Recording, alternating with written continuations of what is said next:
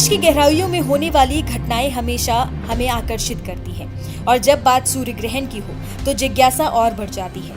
21 सितंबर 2025 को साल का अंतिम सूर्य ग्रहण लगने जा रहा है और इसके साथ ही कई सवाल भी उठ रहे हैं। क्या ये भारत को प्रभावित करेगा? किन राशियों पर पड़ेगा इसका सबसे ज्यादा असर?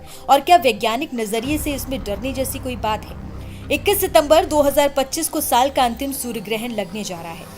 भारतीय समय अनुसार ये रात 10:59 पर शुरू होगा, जो 22 सितंबर की रात 1:11 पर अपने चरम पर पहुंचेगा और तड़के 3:23 पर समाप्त हो जाएगा।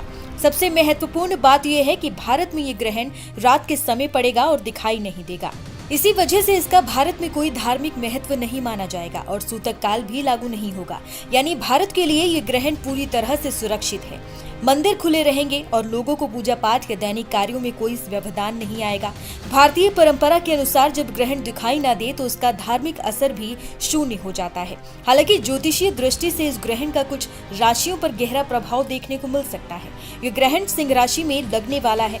सिंह और कुंभ राशि वालों पर इसका सबसे भारी असर पड़ सकता है। इनके दाम्पत्य जीवन में तनाव, मनमुटाव और अस्थिरता बढ़ सकती है। रिश्तों को संभालने के लिए धैर्य और आपसी समझ की सबसे ज्यादा आवश्यकता होगी। मकर राशि के जातकों को इस अवधि में दुर्घटना का खतरा है। वाहन चलाते समय विशेष सतर्कता बरतनी चाहिए। साथ ही पेट संबंधी रोग, संक्रमण या पुरानी बीमारियों के उभरने की संभावना भी बनी रहेगी। वृषभ राशि वालों के लिए घर में चिंता और बेचैनी का माहौल रह सकता है। माता के स्वास्थ्य पर ग्रहण का नकारात्मक असर हो सकता है। मानसिक अस्थिरता बढ़ने से आत्मिक शांति प्रभावित हो सकती है। वहीं कर्क राशि के जातकों को अचानक धन हानि का खतरा है। निवेश, लेन देन और पैसों से जुड़े फैसलों में बहुत ही सोच समझकर कदम उठाना चाहिए। जल्दबाजी में लिए गए निर्णय नुकसान पहुंचा सकते हैं। अब आपको बताते हैं कि सूर्य ग्रहण लगता कैसे है। जब चंद्रमा सूर्य और पृथ्वी के बीच आ जाता है और सूर्य की किरणें पृथ्वी तक पूरी तरह या आंशिक रूप से नहीं पहुंच पाती, तब सूर्य ग्रहण होता है।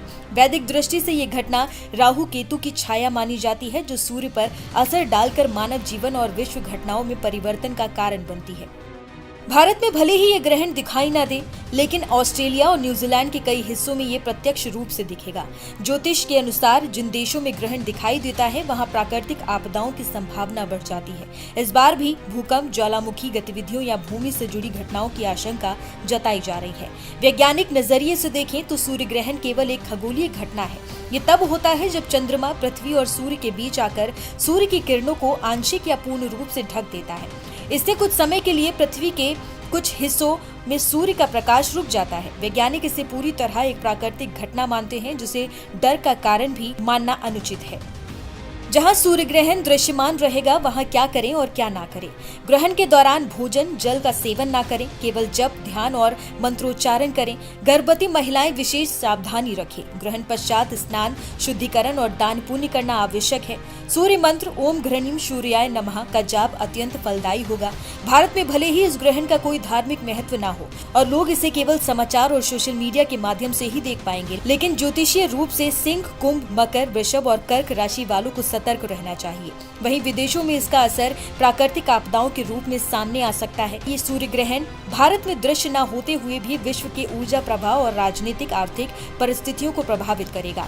राशियों के अनुसार यदि प्रत्येक व्यक्ति छोटे छोटे उपाय कर ले तो जीवन में संभावित नकारात्मकता कम होकर सकारात्मकता बढ़ेगी। ब्रह्मांड में होने वाली एक और अनोखी खगोलीय घटना की हम बात करने जा रहे हैं।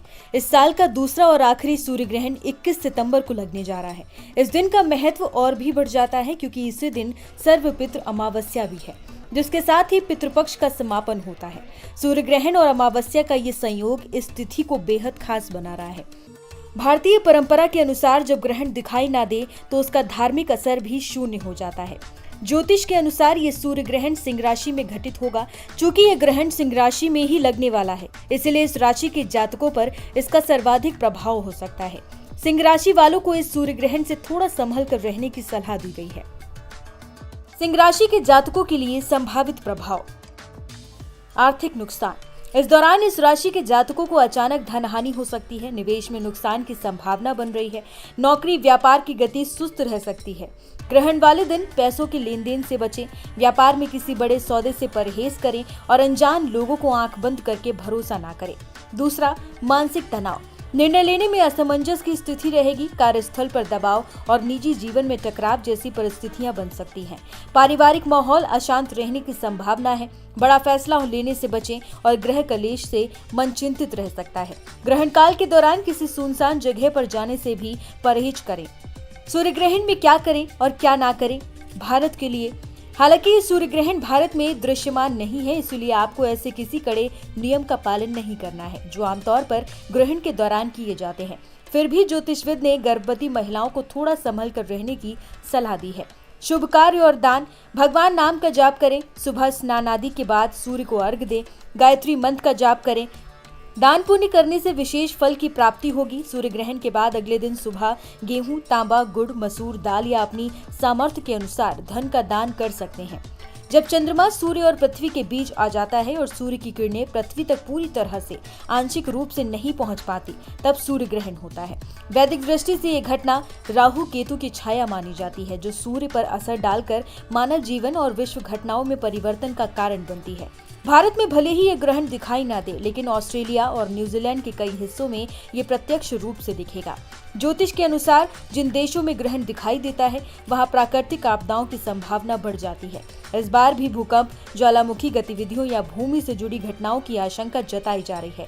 भले ही यह ग्रहण भारत में दिखाई ना दे, लेकिन इसके ज्योतिषीय प्रभावों को ध्यान में रखना समझदारी होगी।